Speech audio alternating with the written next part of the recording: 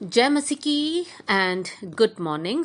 आज सुबह प्रभु का वचन हमारे लिए गलातियों की पत्री अध्याय 6 आयत 7 गलेशियंस चैप्टर 6 वर्स 7 आपके लिए पढ़ना चाहती हूँ। धोखा ना खाओ, परमेश्वर टट्टों में नहीं उड़ाया जाता, क्योंकि मनुष्य जो कुछ बोता है वही काटेगा। यहाँ पर लिखा है, लास्ट कुछ शब्द इस प्रकार है, मनुष्य जो कुछ बोता है वही काटेगा। ये प्रकृति का एक नियम है कि जो कुछ हम बोते हैं वही हम काटेंगे। अगर आम का बीज को हम बोते हैं तो उसमें से आम का ही पौधा, आम का ही पेड़ उग कर आएगा। जो भी सब्जी हम बोते हैं उसी का पौधा उग कर आएगा।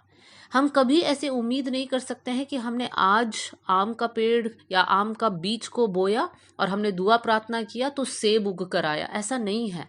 जो हम बोते हैं वही हम काटेंगे। इसलिए हमें बहुत सावधान होना चाहिए कि हम क्या बोते हैं।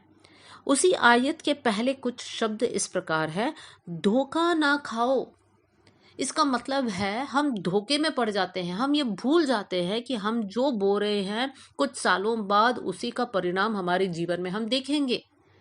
इसलिए वचन हमें कहता है कि हमें सावधान होना है और धोखा नहीं खाना है। सबसे पहले धोखा खाया हुआ इंसान है आदम और हवा। हवा के पास सर्प आता है, शैतान आता है और हवा को बहका देता है, धोखा दे देता है। यहाँ पर आदम और हव्वा के जीवन में हम क्या देख सकते हैं? उन्होंने जो बोया वही काटा। उन्होंने क्या बोया? उन्होंने डिसओबीडियंस को बोया, आज्ञा का उल्लंघन किया। वो था उनका बीज। और उसका फल क्या निकला? वो लोग प्रभु की उपस्थिति से, प्रभु की संगति से दूर हो गए। एक दो उदाहरण और आपके सामने मैं रखना चाहती हूँ। अब्राहम के जीवन को अगर हम देखते हैं, अब्राहम ने आज्ञा माना। देखिए, जो बीज उसने बोया वो था आज्ञा मानना। और उसने कौन सा फल को काटा? उसने आशीषों को काटा। हम जानते हैं कि अब्राहम ने बहुत सारी वायदों को प्रभु से पाया और वो सारे वायदे उसके जीवन में और उसके पीढ़ी में वो पूरा हुआ। याकूब के बारे में हम पढ़ते हैं, पुराने नियम में याकूब ने अपने पिता, अपना भाई को धोखा दिया। उसका क्या नतीजा हुआ? जब वो अपने मामा के घर पे रह रहा था, लाबान के घर में रह रहा था, वहां पर उसने बहुत बड़ा धोखा पाया। वो राहेल से शादी करना चाहा।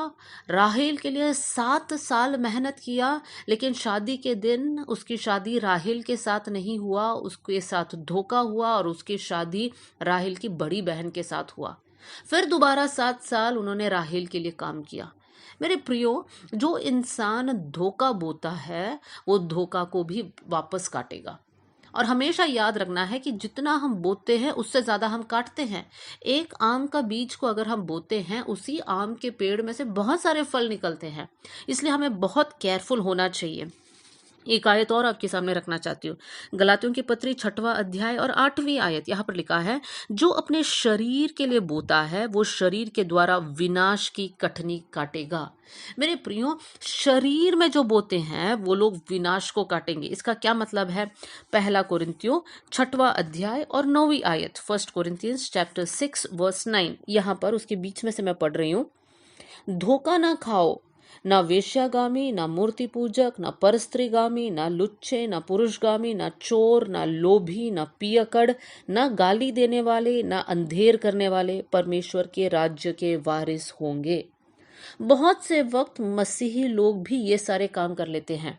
कौन से काम? व्यभिचार का काम, स्वार्थ आना, चोरी करना, गाली देना। ये सारी बातों को जब हम लोग करते हैं, हमको ये जानना है कि हम इसी का फल को काटेंगे। इसका फल क्या है? इसका फल यह है कि हम प्रभु के राज्य के वारिस नहीं होंगे। तो हमें शरीर के अनुसार नहीं बोना है मेरे प्रियो। इसलिए बार बार लिखा है कि धोखा नहीं खाना है, क्योंकि हम नहीं सोचते इन सारी बातों को, हम बस शरीर के अनुसार जी लेते हैं। एक और आयत को आपके सामने रखना चाहती हूँ। उसी आयत में हम वापस आएंगे, गलातियों 6वां अध्याय और 8वीं आयत। उसका सेकंड पार्ट में लिखा है, जो आत्मा के लिए बोता है वो आत्मा के द्वारा अनंत जीवन की कटनी काटेगा। जो आत्मा के लिए बोता है, देखिए, जो शरीर के लिए बोता है वो विनाश को काटेगा, लेकिन जो आत्मा के लिए बोता है वो अनंत जीवन की कटनी काटेगा। मेरे प्रियो, क्या आज आप आत्मा के द्वारा या आप आत्मा के लिए बोते हैं? क्या आज आप प्रार्थना को बो रहे हैं? आज आप आंसू बहा रहे हैं प्रभु के सामने? आज आप उपवास ले रहे हैं? आज आपके जीवन में पवित्रता ही है?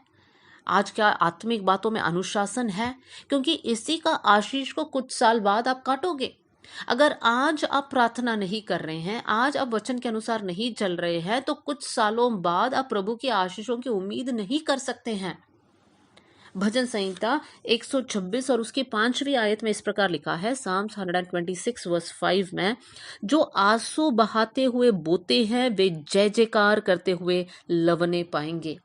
मेरे प्रियो, कोई भी काम करने से पहले प्रभु के सामने बैठकर आंसू बहाइए। प्रभु से कहिए, प्रभु आपकी मदद की ज़रूरत है।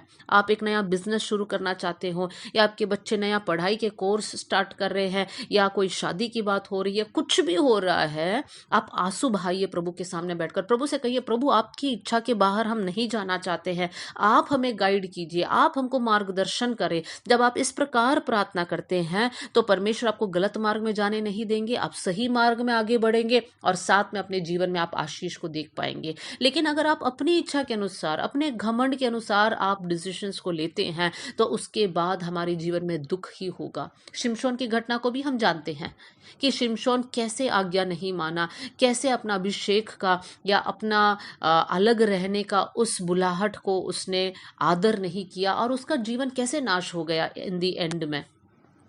आज हम लोग ये डिसाइड करेंगे, प्रभु हमारा जीवन में हम लोग सही बातों को बोने पाए। आइए हम लोग प्रार्थना करें। स्वर्गीय पिता, आज का वचन के लिए मैं धन्यवाद करती हूँ। प्रभु जी, वचन सुनने वाले हर एक भाई और बहन के ऊपर आपका आशीष का हाथ होने पाए।